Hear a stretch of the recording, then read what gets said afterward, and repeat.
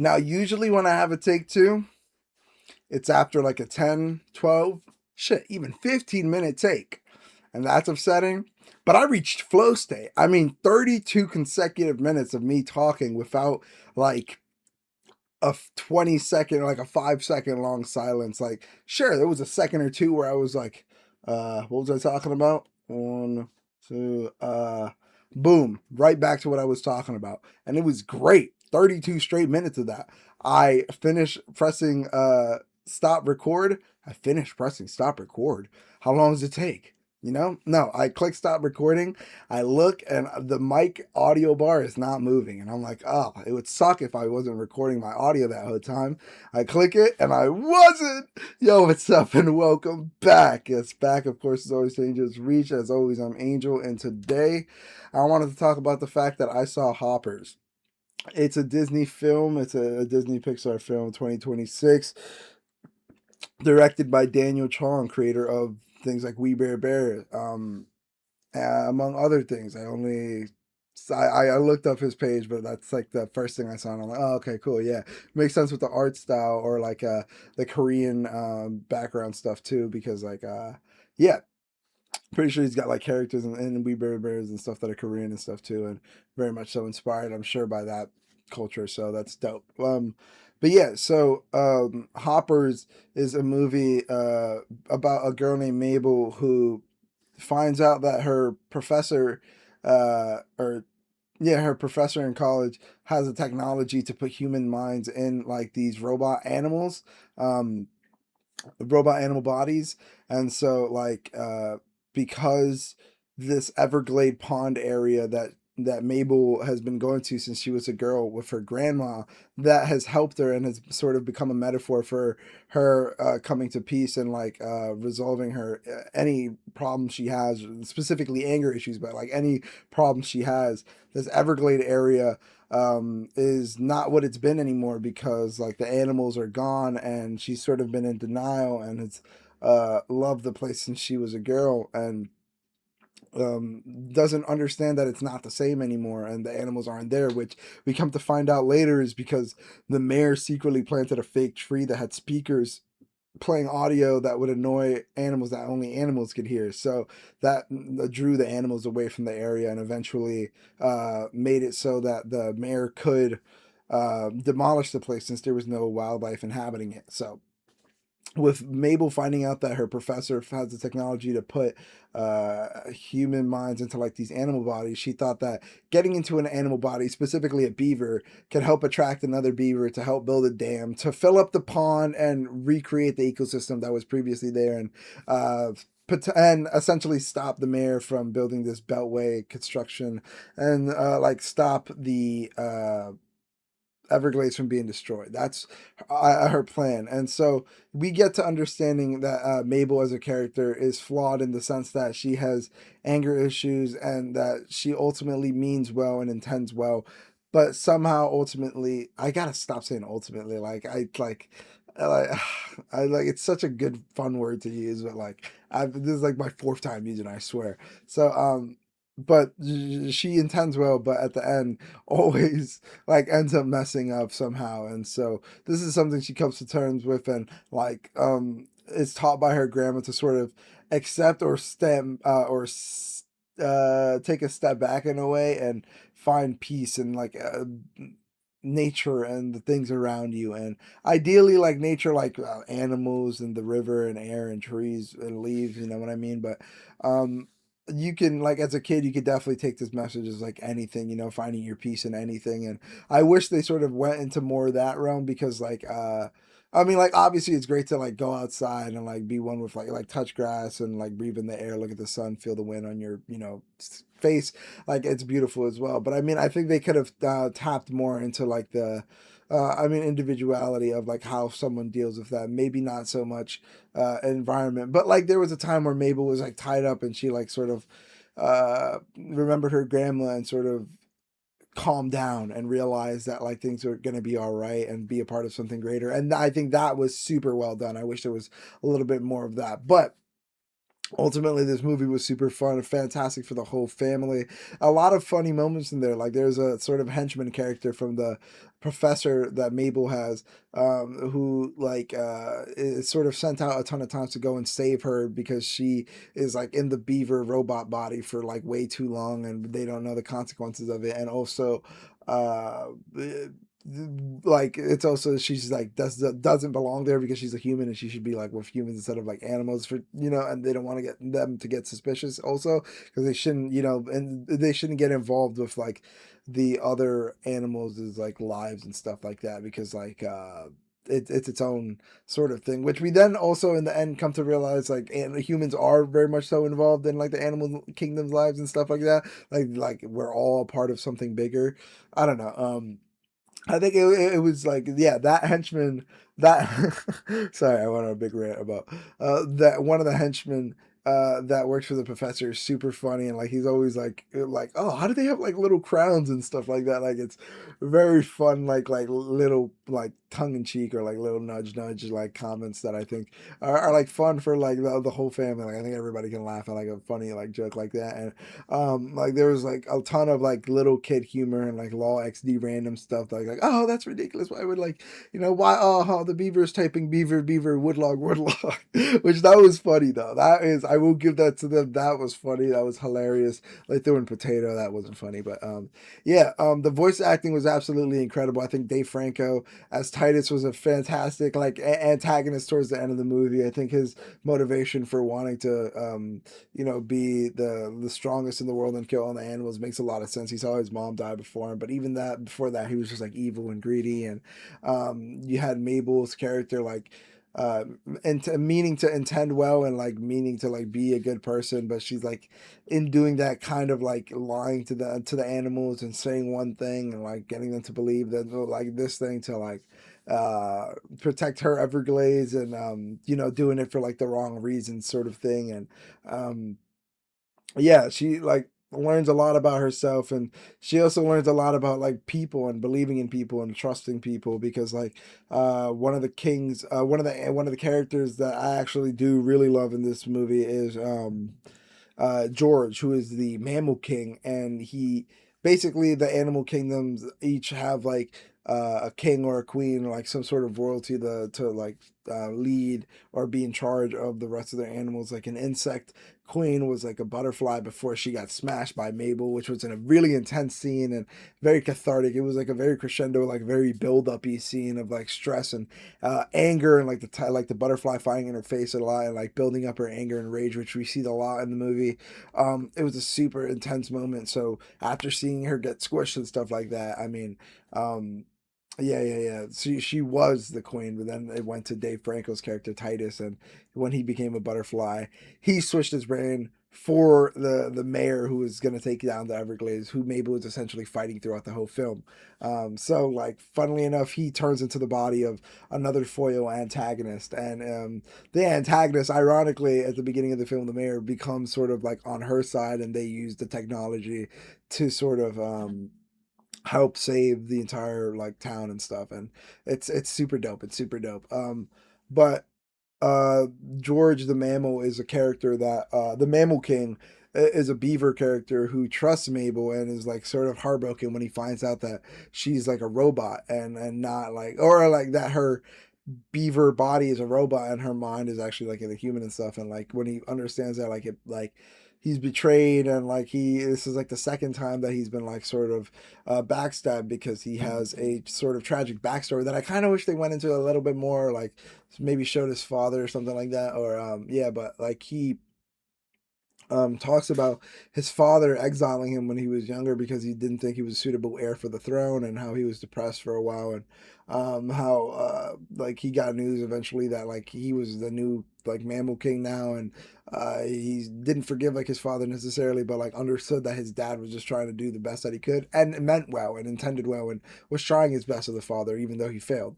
Um, and so like that sort of gives Mabel the idea of like, wow, he trusts a lot and gives her like a lot of loyalty and stuff. And ultimately, I gotta stop saying ultimately. Oh my gosh, like it's such a good word to use, but I gotta stop.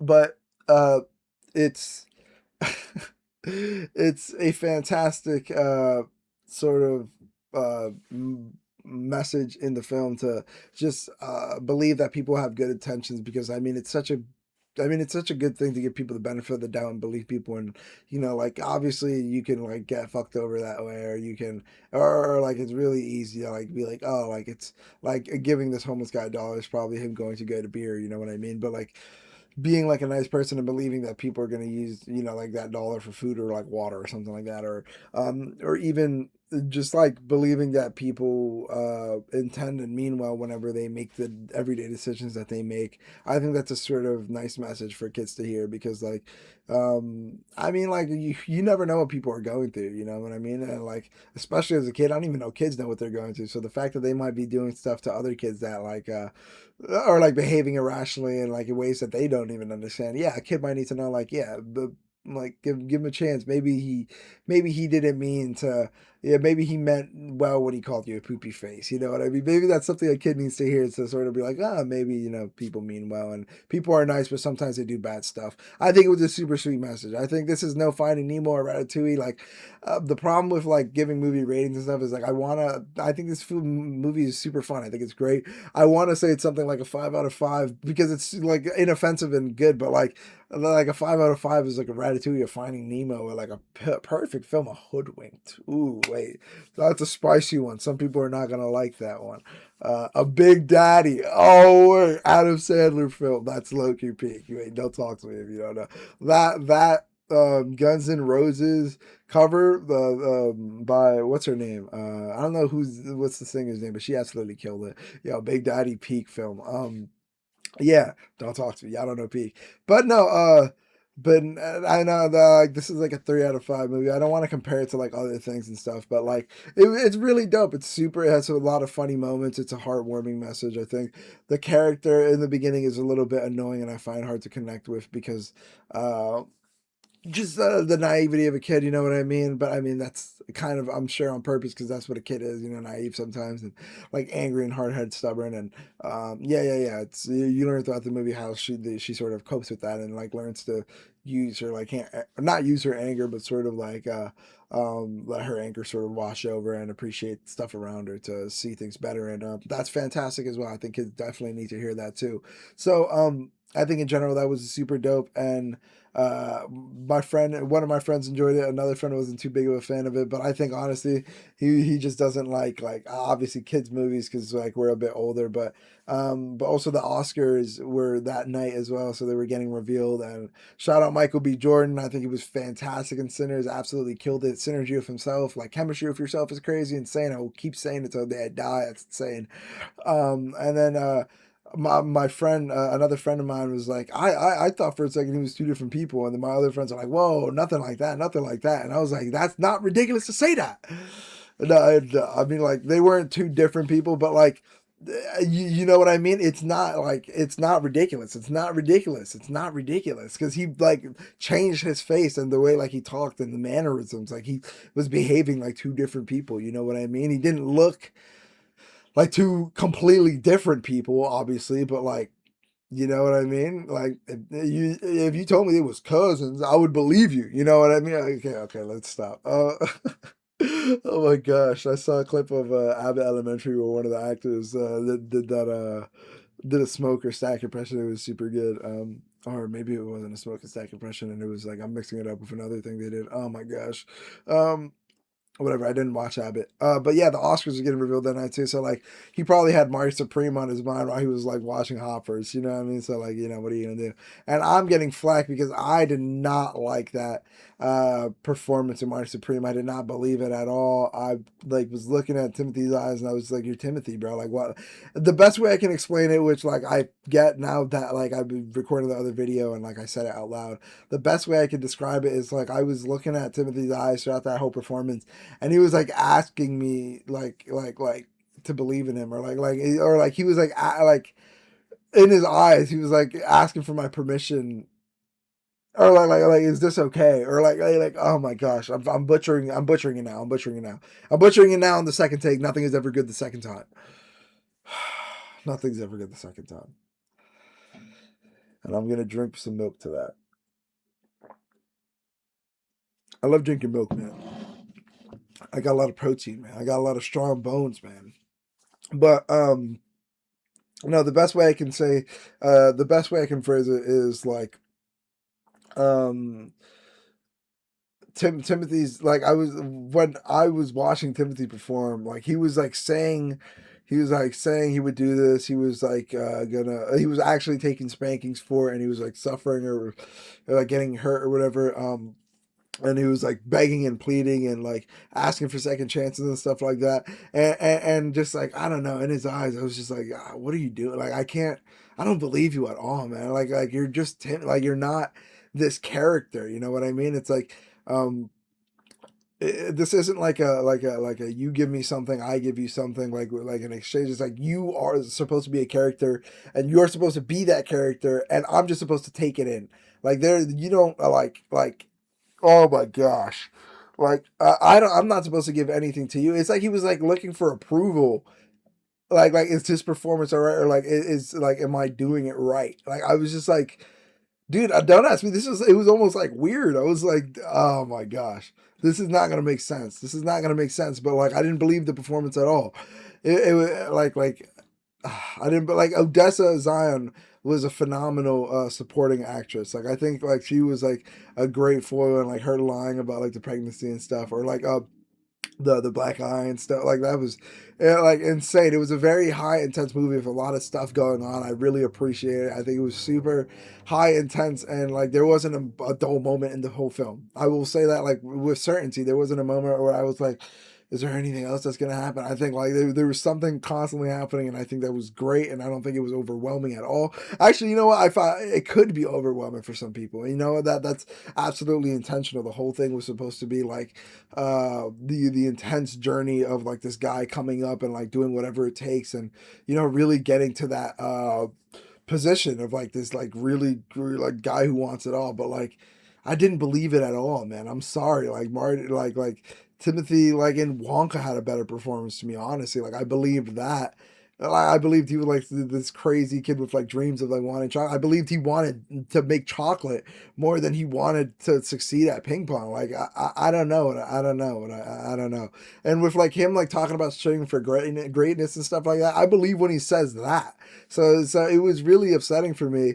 Um, and I initially just was comparing his performance to Michael B. Jordan because I was like, Michael B. Jordan was like fantastic in this, and like people were like, this is a great dramatic performance from Timothy. It's like he's supposed to be the character, and like with what he was saying about like wanting greatness and wanting to be the character, and like him or like it coming out later how he was like, yeah, I was kind of still in character and stuff like that. I was like, oh, that's good. Like that's if that's the intensity you're coming with, then like absolutely, let's absolutely fucking run it. Hit the stables. You know what I mean? Let's hit the ground running and like really like go all in. And it just was subpar. You know, like it was like fun. It was a great like movie. Like I just didn't believe the character at all. You know what I mean? It's just like I was just watching Timothy uh want this thing and like not even really want it. Honestly, oh my god, I gotta rewatch. I need to rewatch it because like I must be missing something. So yeah. I'm gonna go rewatch that. But Sinners was dope. It got like best screenplay. One battle after another got best picture, which I wanted Sinners to win, but like now that I'm maybe you know hindsight 2020. You know I'm gonna say oh whatever one deserved to win. You know I don't know, but one battle after another specifically. I'm thinking back on it, and I really love the separate parts. I love Leonardo's part. I love his daughters. Part. I love Lockjaw. I love like Tiana Taylor's like part at the beginning and like what role she played in sort of setting the world up. And I love Benicia. Oh my gosh. Oh my god. Whatever. I don't know any actor's name except Leo. You know. So like oh Sean Penn because he won supporting actor and Tiana won supporting actress in like a SAG award or something like that. I don't know. But uh, oh, and yeah, like a female DP one for cinematography or like a camera work and Sinners as well. Shout out my homie Gabby. I know she's into movies and stuff like that as well. She does camera work and I'm getting it wrong, bro. I don't want to speak for other people because I swear I'm getting it wrong. But yeah, Sinners, super dope. Mario Supreme, gotta give it a rewatch because I gotta be missing something. One Battle, super fun. I didn't get to see Hamnet. I recently saw The Bride, which was dope. Hoppers, like I said, 3 out of 5 star movie, pretty fun. I recommend watching it. Funny, dope. It has a nice message towards the end.